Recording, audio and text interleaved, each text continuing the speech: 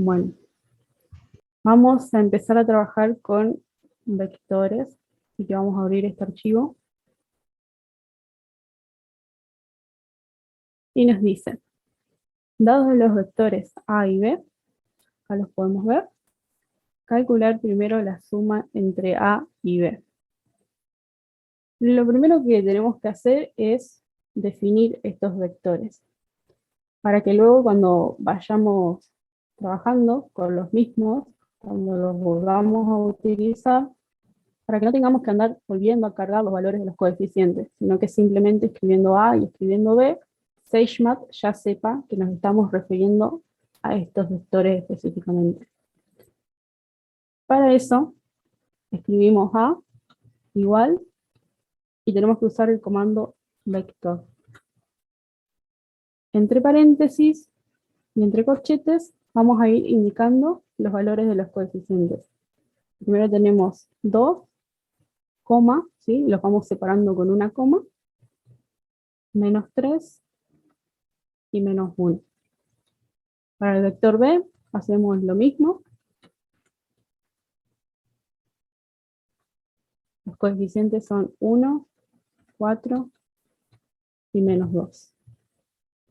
Y para hacer la suma simplemente escribimos A más B. Para ejecutar esto, damos clic acá a Run y ahí podemos ver el resultado. Si quieren lo podemos corroborar. 2 más 1 es igual a 3, menos 3 más 4 es igual a 1, menos 1 menos 2 es igual a menos 3. Está perfecto el resultado. Sigamos con el punto B. Hay que calcular K por A, donde K es el escalar 3. Igual que antes, podemos definir el escalar K. Escribimos K es igual a 3. Y para hacer la multiplicación tenemos que usar el asterisco. Y ahí podemos ver el resultado. También lo podemos verificar. 3 por 2, 6. 3 por menos 3, menos 9. 3 por menos 1, menos 3. Está perfecto. Vamos ahora con producto punto o producto escalar. Para esto, primero tenemos que indicar el miembro que está a la izquierda del producto punto, ¿sí? Que en este caso es el vector A. Luego escribimos punto y usamos la función dot-product. Y entre paréntesis indicamos el miembro que está a la derecha del producto, ¿sí? Y el resultado es menos 8. Para el caso del producto cruz, es lo mismo, ¿sí? Tenemos que indicar primero lo que está a la izquierda, que es A. Usamos la función cross product, en este caso. Y luego el miembro que está a la derecha, que es B. Este es el resultado. No sé si se habrán fijado, pero cuando nosotros ejecutamos, este simbolito acá se nos pinta de negro, ¿sí? Fíjense, bueno, está muy rápido, pero se pinta de negro y eso nos está indicando que SageMath está operando, ¿sí? Que está realizando lo que le solicitamos en esta celda. Cuando se vuelve a pintar de blanco es porque ya terminó de trabajar, ¿sí? Ustedes avísenme si voy muy rápido, frénenme, porque también Te hago entiendo una que... Sí, consulta. decime. Disculpa, no te quería molestar, pero estoy ingresando los datos así, no me sale el resultado. Vos estás trabajando desde el Cocal Ajá. y le diste clic a Run. Ah, no sabía. Ahí te doy. Gracias. Ahí está, sí. Perdón, pasa que por ahí voy medio rápido, ustedes vayan frenándome si se perdieron de alguna partecita. ¿Los pudiste ver?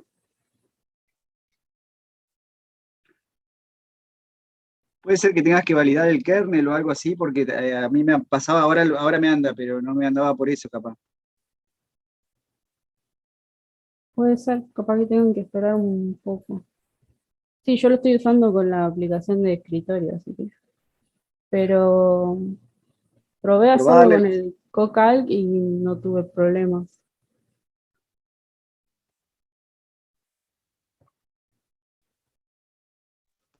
Yo lo validé y ahí me funcionó. Ajá, pones validar y después lo corregí ahí. Bien. Siempre la primera opción se pone el vector para que después ya sepa qué es A y cuál es B. Claro, o sea, porque si no, después vos tendrías que volver a escribir todo esto. O sea, si yo Ah, está bien. quisiera, tendría que poner todo esto más todo esto. Por eso es más práctico definirlos y directamente trabajamos con las letras A y B. Ah, bien. Perdón, ¿podría hacer una acotación, Julieta? ¿Sí? Si Sí, me sí. permitís. Bueno, no, básicamente para que vayamos también interpretando que esto es un lenguaje de programación y A y B son en definitiva variables, ¿sí? Que uno ya cuando quedan predefinidas, lo único que hace luego es ir invocándolas, digamos, sin necesidad de volver a cargarlas. Estas variables se pueden llegar a reeditar, digamos, uno las puede redefinir a lo largo del cálculo o del desarrollo, digamos, de las demás líneas de programación. No es más que eso, son líneas de programación en las que uno va definiendo, en este caso, vectores, pero fíjense la forma que es bastante intuitiva, digamos. Pero bueno, en otros lenguajes de programación, la forma de definición de vectores tendrá su forma particular, pero siempre de la misma manera. No perdamos de vista que es un lenguaje de programación y estamos asignando valor a una variable. Fíjense en B que antes de utilizar acá lo tuvo que definir, ¿sí? Y ahí ya quedó K definido como 3 para, hasta que no se defina lo contrario en otra instancia de código, K va a seguir valiendo 3. Exactamente, sí. Y Si nosotros acá volviéramos a escribir k igual a 5, se pisa el valor de 3. ¿Sí? exacto. ¿No funciona el autocompletado de código, Julieta, con el control tab Sí, o control J? sí, Ah, justo les iba a comentar eso. listo, listo. Em, Justamente. Si ustedes por ahí no se acuerdan cómo se escribía una función, por ejemplo, acá capaz que no se acuerdan si iba un guión bajo o si iba todo junto, ustedes pueden, por ejemplo, pónganse en que escribieron cross. Si ustedes aprietan la tecla tab, les va a aparecer una lista con todas las posibles funciones, ¿sí? Que comienzan con cross en este caso. Entonces las seleccionamos. Muchas veces se las puede autocompletar, ¿sí? En el caso de que haya una única función que comience justo con lo que ustedes escribieron. O, por ejemplo, si no escribimos nada y apretamos Tab, nos aparece toda la lista de funciones que podemos utilizar. ¿Sí? Ténganlo en cuenta por si se olvidan cómo se escribía algo o quieren encontrar alguna función, ver cuáles existen, cuáles pueden usar. Bien. Vamos con el punto E, que nos pide hallar la longitud del vector A. La longitud de un vector en otros países, en otra bibliografía, se lo conoce como norma del vector. ¿Por qué les comento esto? Porque justamente la función que nos permite hallar la longitud de un vector se llama norm, ¿sí? Ponemos norm y entre paréntesis A. Y aquí podemos ver el resultado. Seguramente ya casi todos sepan qué significa esto, pero para los que no, esto es la raíz cuadrada, ¿sí? Square root. Si quisiéramos, en vez de verlo con este formato, si ustedes lo quieren ver con el símbolo de la raíz, podemos usar el comando show, ¿sí? Show, ponemos norm A. ¿Mm? Y ahí nos los muestra con el formato matemático clásico. Esta función yo personalmente la uso casi siempre pongo show por las dudas. Les va a ser muy útil cuando quieran visualizar de manera clara fórmulas y expresiones complejas, así que ténganlo muy presente. En el punto F pide hallar el ángulo entre A y B. Lamentablemente, sí, decime. Disculpa, una pregunta. En el caso ahí de la longitud del vector, si Ujú. yo no me acuerdo en ese momento de la palabra nor, por dar un ejemplo, o de la palabra show, si aprieto tab, igual me aparecería toda la lista de comandos. O sea, si no tengo nada escrito acá, y ahí aprieto tab. Ah, Sí, sí, aparece. aparece. Está. Gracias. Acá aparece justamente. No. Bien. Estábamos con el ángulo entre A y B.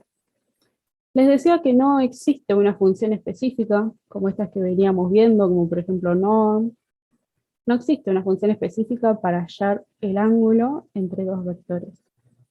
Por lo tanto, vamos a tener que escribir nosotros mismos esta función. Por algo se las puse acá para que me acuerde también cómo se resolvía. Vamos, por ejemplo, a llamar al ángulo phi. Vamos a poner phi igual arco coseno, ¿no? Esto pasa como un arco coseno de este lado. Phi va a ser igual al arco coseno de A producto punto B. Todo esto dividido la norma de A por la norma de B. Bien. Este resultado, lógicamente, por ser un arco coseno, nos va a aparecer en radianes. Si ponemos 180 sobre pi, nos los va a convertir a grados. Ponemos pi para ver el resultado. Bueno, este es el resultado exacto. Ven que así no es muy legible, ¿no? Por eso yo uso mucho el comando show. Si nosotros ponemos show phi, ahora podemos ver el resultado de una manera mucho más clara. Pero este es el resultado exacto, ¿no? La verdad que dependiendo de la aplicación, a algunos les podrá servir este resultado exacto y a otros no. Si nosotros quisiéramos ver el valor numérico aproximado con decimales, tendríamos que usar la función numerical approx. ¿Sí? Numerical, a ver si me la autocompleta. Numerical approx. La función numerical approx se puede escribir de dos maneras. Podemos escribir todo esto, numerical approx, o simplemente podemos escribir n. Y que me parece que es mucho más fácil de recordar.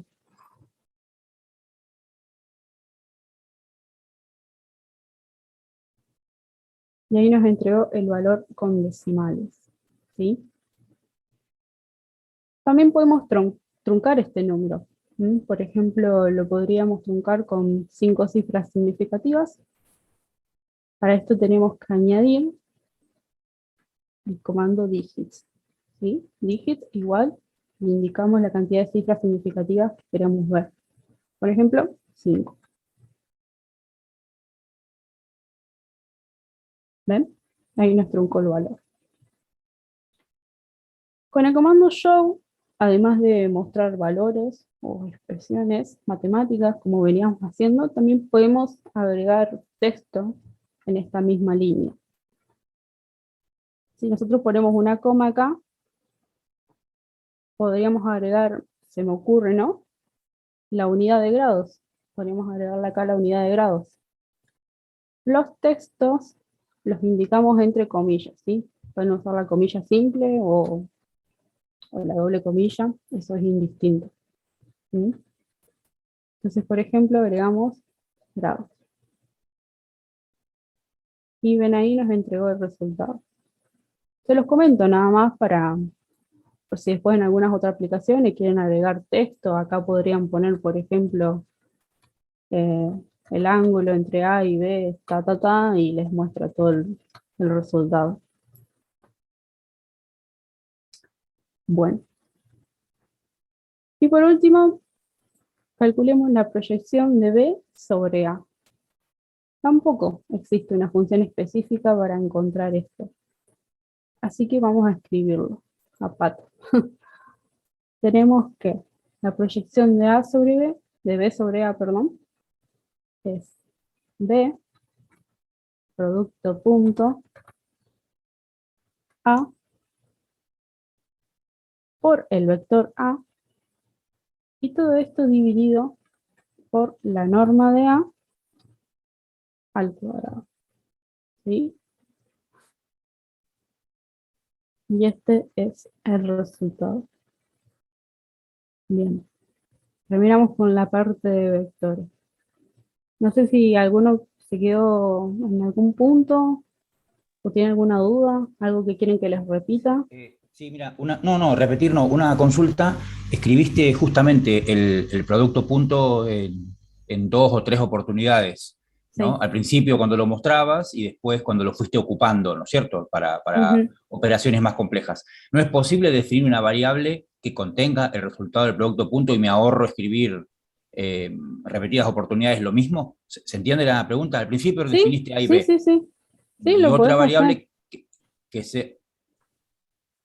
Por Ah. ejemplo, ponemos C, B.dotProduct A, Bien. Ahí y está, ahí me acá respondiste. ponemos C y sí, se puede hacer Claro, tranquilamente. claro. Y la declaración de C en este caso simplemente lo escribo y listo, no tengo que aclarar nada. Porque al No, principio no, era un no, no, no. vector, pues, habías puesto A igual vector y lo de acá simplemente pongo la operación y listo. Y ya me queda, en Claro, o fin. sea, SageMath ya Mm, internamente, según lo que vos escribas acá, él Sí. va a interpretarlo, ¿no? Acá Ujú, vos ujú, podrías poner una matriz, podrías poner una función, podrías poner una ecuación. No Entiendo. necesitas declararlo, no necesitas decirle, che, mira, esto es una ecuación. Claro. Entiendo. SageMath solo ya lo va a interpretar. Sí, Entiendo. sí. Entiendo. Listo. Gracias. Buena pregunta también. ¿Alguien más? Si no, seguimos. Ahí podría ser una acotación. Sí, sí. Justamente esta es una de las herencias de Python, que en la forma de la declaración de tipos de variables, Python no necesita una declaración explícita del tipo de variable, así no pasa en otros lenguajes. En algunos casos es una ventaja y en otros una desventaja, porque eso suele traer algunos inconvenientes a veces, y en este caso es una ventaja, porque uno no tiene que decirle a C previamente que C es exclusivamente un vector. En este caso es una ventaja, pero en otro tipo de aplicaciones, cuando uno quiere incurrir más en seguridad, otros lenguajes como C o C++ no nos dejan usar una variable si no está perfectamente definida en cuanto a tipo, longitud, dimensión. Eso como para tener en cuenta por qué han decidido un poco volcarse a Python los de Sage para este tipo de cosas. La parte más de núcleo de fondo, que es en este caso una declaración de variable. ¿Sí? Es una ventaja, en este caso, es una ventaja porque está orientado obviamente fuertemente al cálculo matemático y no tanto a programar script o backend o frontend como por ahí podemos hacer con Python y demás. Eso nomás quería acotar. Bien, perfecto. Recuerden guardar el archivo, ¿no? Así ya les queda. Y vamos a cerrar. Ya no vamos a trabajar más con esto.